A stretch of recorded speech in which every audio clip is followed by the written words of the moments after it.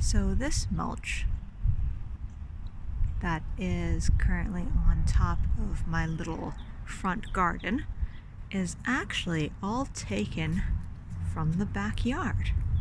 So as you can see, there's a couple of clods of dirt in it right now, but it's mostly mulch. It's from the tree that we took down. Or, well, I guess we didn't take it down. We hired people to do that for us because it was kind of huge and needed professional arborists, and that's what they exist to do. They are well-trained and very knowledgeable folks. Anyways, so they took down the whole tree. They didn't really leave us any wood because the whole thing was full of carpenter ants, which was so great. But they ground up the stump, and I mean, usually stump grinding takes about 2 hours max, and this took definitely the better part of a day to do because the stump was so gigantic.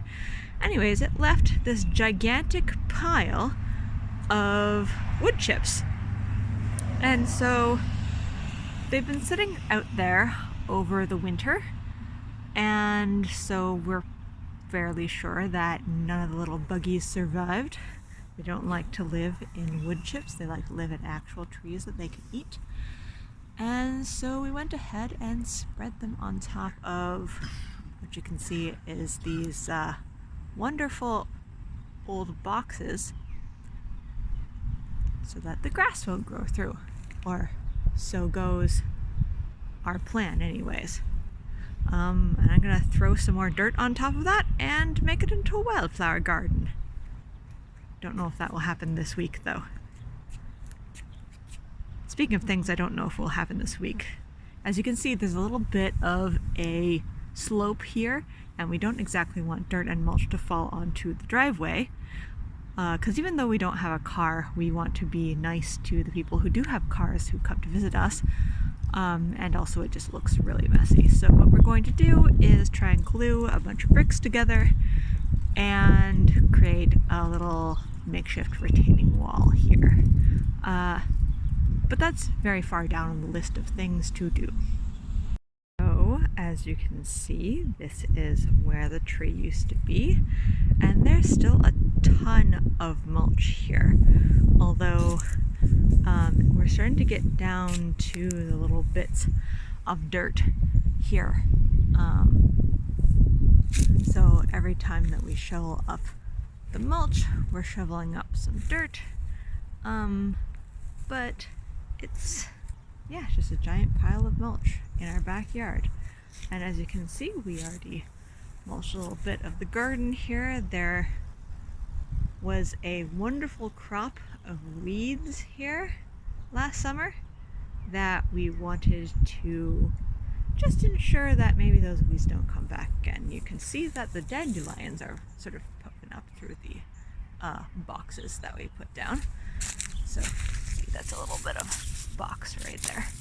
And you know what? We don't mind the dandelions so much because they actually are nitrogen fixers. They bring out the nitrogen from deep beneath the soil. But what we do mind is there's this thing called strangling dog vine, and it's an invasive species, and around here it's just almost completely taken over a lot of the I guess native wild plants along the creek, and yeah, it grows up them kind of like a grapevine. And it looks really pretty. The reason that people brought it here is because it actually looks like milkweed. However, it got out of hand, out of bounds, and started wreaking havoc on everything, and now it's everywhere, which is great.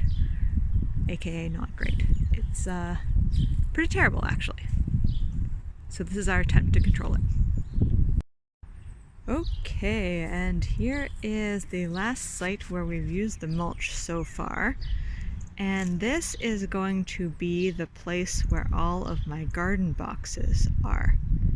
Hello, little tree. This is a little plum tree that we got as a yay new house present. And it's got some really nice leaves going on. Oh, and some buds. Oh, this is going to be really pretty. Oh, here, you can see one of the boxes of dirt that we used in our balcony garden when we were living in an apartment. We've still got them sort of scattered around. Just kind of, we need to figure out what to do with these.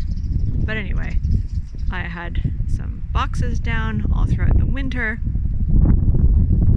to keep the grass and weeds down, and now, yeah, we're going to make 3 more of these big garden boxes, and I'm going to fill them up with dirt and plants. It's going to be great.